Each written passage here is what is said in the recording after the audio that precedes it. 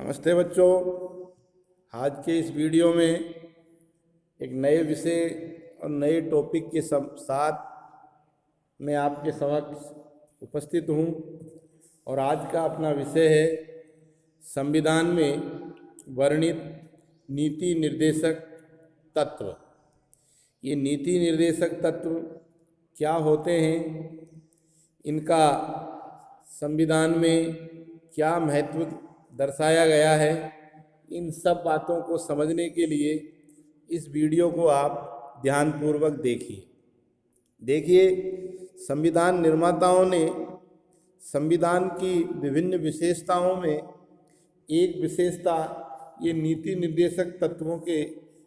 भी मानी गई है, क्योंकि इनके माध्यम से सरकारों के समक्ष एक लोक कल्याणकारी शासन व्यवस्था स्थापित करने का एक महत्वपूर्ण परिदृश्य उपलब्ध रहता है। तो आइए अपन समझते हैं ये नीति निर्देशक तत्व क्या होते हैं और इनका लोक कल्याणकारी व्यवस्थाओं में कितना बड़ा महत्व है। देखिए, हमारे संविधान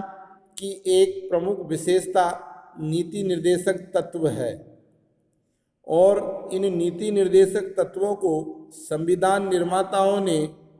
आयरलैंड के संविधान से लिया है। राज्य के नीति निर्देशक तत्व वो विचार हैं जिन्हें संविधान निर्माताओं ने भविष्य में बनने वाली सरकारों के समक्ष एक पथ प्रदर्शक के रूप में रखा है। डॉक्टर राजेंद्र प्रसाद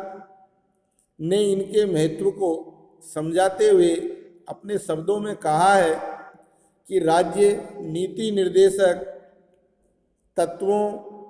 सिद्धांतों का उद्देश्य जनता के कल्याण को प्रोत्साहित करने वाली सामाजिक व्यवस्था का निर्माण करना है। इन नीति निर्देशक तत्व राज्य की कार्यपालिका और व्यवस्थापिका के समक्ष आचार संहिता के रूप में देश की मौलिक अधिकार परामर्शदात्री समिति ने भी इस बात को स्वीकार किया था कि इन्हें प्रशासन संचालन हेतु मूलभूत सिद्धांत माना जाए, और इसको स्पष्ट करते हुए लिखा है संविधान के अनुच्छेद 36 में कि इस भाग में दिए गए उपबंधों को किसी भी न्यायालय द्वारा बाध्यता नहीं दी जा सकेगी। तब भी इसमें दिए गए बहुत सारे तत्व देश की शासन में मूलभूत हैं और विधि निर्माण में इन तत्वों का प्रयोग करना राज्य के प्रमुख कर्तव्य होगा। और अधिक इस बात का स्पष्ट करते हुए संविधान विशेषज्ञ एल.जी. खेड़कर ने कहा है कि नीति निर्देशक तत्व वे आदर्श बातें हैं जिनकी क्रियान्विति का प्रयत्न शासन को करना होता है। संविधान के भाग 4 में अनुच्छेद 36 से लेकर के 51 तक इन नीति निर्देशक तत्वों का वर्णन किया गया है। अब इसका सारांश रूप में विश्लेषण ये है कि ये नीति निर्देशक तत्व वो बातें होती है जो किसी भी शासन व्यवस्था को लोक कल्याणकारी या जनहित की बनाने में कारगर साबित होती है। अगर इन बातों को प्रशासन या सरकार लागू करती है तो निश्चित रूप से वो लोकतंत्र को मजबूती करने और आम जनता के हितों की पूर्ति कर सकती है। इसलिए प्रशासन के सामने ये एक स्पष्ट मार्गदर्शन होता है कि हमें क्या करना चाहिए, और वो इन बातों का यदि पालन करता है तो निश्चित रूप से वो सरकार एक जनता के हित की होगी और लोक कल्याणकारी भी मानी जाएगी। इसलिए संविधान निर्माताओं ने इन नीति निर्देशक तत्वों को की अनिवार्यता सरकारों के ऊपर छोड़ दी गई है। इसकी अनिवार्यता को न्यायालय के अधीन नहीं रखा गया है। इसलिए इन नीति निर्देशक तत्वों की अनुपालना कोई भी सरकार अपनी स्वैच्छिक नीतियों के आधार पर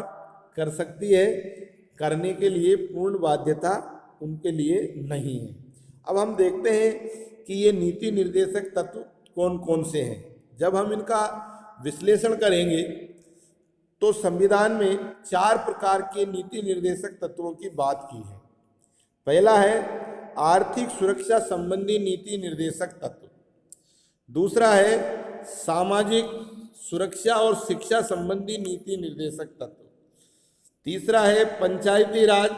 प्राचीन स्मारक और न्याय संबंधी नीति निर्देशक तत्व, और चौथा है अंतर्राष्ट्रीय सुरक्षा संबंधी नीति निर्देशक तत्व। अर्थात अलग अलग परिप्रेक्ष्य में अलग अलग बातों के साथ में इनको संविधान में लिखा गया है, ताकि कोई भी सरकार इन्हें स्वेच्छापूर्वक और लोकहित में लागू कर सके। हम देखते हैं कि ये नीति निर्देशक तत्व कौन कौन से हैं, अर्थात राज्य के नीति निर्देशक तत्व। इससे आशय है कि लोक कल्याणकारी राज्य की कल्पना को साकार रूप देने, समता पर आधारित समाज का निर्माण करने और विकास हेतु सभी को समान अवसर प्रदान करने के उद्देश्य से संविधान में राज्य के नीति निर्देशक तत्वों का उल्लेख किया गया है। और ये नीति निर्देशक तत्व अनुच्छेद 36 से 51 तक लिखे गए हैं और इनको परिभाषित सहित अन्य प्रावधानों की भी व्यवस्था संविधान निर्माताओं ने की है। ये नीति निर्देशक तत्व नागरिकों की शिक्षा, स्वास्थ्य, सामाजिक समानता तथा राज्य के लिए अनुसरण नीति के विश्लेषण से संबंधित है। अध्ययन की सुविधा की दृष्टि से हम इन सिद्धांतों और तत्वों को अलग अलग वर्गों के हिसाब से देखेंगे। तो आइए सर्वप्रथम अपन बात करते हैं जो संविधान में 4 श्रेणी के नीति निर्देशक तत्व दिए गए हैं। उसमें पहली श्रेणी है आर्थिक और सुरक्षा संबंधी नीति निर्देशक तत्वों के अंतर्गत कौन कौन सी बातें हैं। अर्थात आर्थिक व्यवस्था को सुचारू रूप से संचालित करने की दृष्टि से किसी भी शासन व्यवस्था को या सरकार को कौन कौन से लोक कल्याणकारी कार्य करने चाहिए, इन बातों को अपन बिंदुवार समझेंगे। आर्थिक सुरक्षा संबंधी नीति निर्देशक तत्व, इनका उद्देश्य भारत में एक लोक कल्याणकारी राज्य की स्थापना करना था और इस उद्देश्य की पूर्ति हेतु संविधान में अनेक नीति निर्देशक तत्वों की व्यवस्था की गई है, जिसमें आर्थिक सुरक्षा संबंधी नीति निर्देशक तत्व की निम्नलिखित बातें हैं। नंबर 1, संविधान के अनुच्छेद 39 के अनुसार राज्य अपनी नीति इस प्रकार से निर्धारित करेगा जिससे कि वह पुरुष और स्त्री सभी नागरिकों को समान रूप से जीविकापार्जन के पर्याप्त साधन प्राप्त करने का अधिकार हो। अर्थात इसका तात्पर्य यह है कि कोई भी सरकार जब अपनी नीतियां बनाएगी या कोई कार्यक्रम निर्धारित करेगी तो उन कार्यक्रमों में यह बात स्पष्ट होनी चाहिए कि उस राज्य में रहने वाले सभी नागरिक, चाहे महिला हो चाहे पुरुष हो, उन सबको रोजगार प्राप्ति या आजीविका प्राप्ति के साधनों में समानता के आधार पर अवसर उपलब्ध होने चाहिए और इन अवसरों की उपलब्धता भी पर्याप्त होनी चाहिए ताकि उनको अपना जीवन यापन करने में किसी प्रकार का कोई कष्ट नहीं हो। दूसरी बात है समुदाय के भौतिक साधनों का स्वामित्व और वितरण इस प्रकार बटा हो जिससे सामूहिक हित का सर्वोत्तम रूप से साधन हो। दूसरी बात में कहा गया है कि जो भी प्राकृतिक संसाधन है उनके स्वामित्व का विभाजन इस प्रकार से होना चाहिए कि वो किसी व्यक्ति विशेष के निजी हाथों में नहीं रहे, अर्थात सार्वजनिक रूप से सभी नागरिक उनका आसानी से उपयोग कर सके, क्योंकि ये जो प्राकृतिक संसाधन होते हैं ये किसी व्यक्तिगत स्वामित्व के अंतर्गत नहीं होने चाहिए, जिसके आधार पर सभी नागरिक अपना एक सुव्यवस्थित विकास कर सके। तीसरी बात है, संपत्ति और उत्पादन के साधनों का इस प्रकार से केंद्रीयकरण नहीं हो कि सार्वजनिक हित को किसी भी प्रकार की बाधा पहुंचे। चौथा है, स्त्री और पुरुष दोनों को समान कार्य के लिए समान वेतन मिले। पांचवा है, श्रमिक पुरुषों और स्त्रियों के स्वास्थ्य तथा शक्ति एवं बालकों की सकुमार अवस्था का आर्थिक दुरुपयोग न किया जाए। छठा है, राज्य के द्वारा बच्चों के स्वस्थ रूप से विकास के लिए अवसर और सुविधाएं प्रदान की जाएगी। उन्हें स्वतंत्रता और सम्मान की स्थिति प्राप्त होगी तथा बच्चों और युवकों की शोषण से तथा नैतिक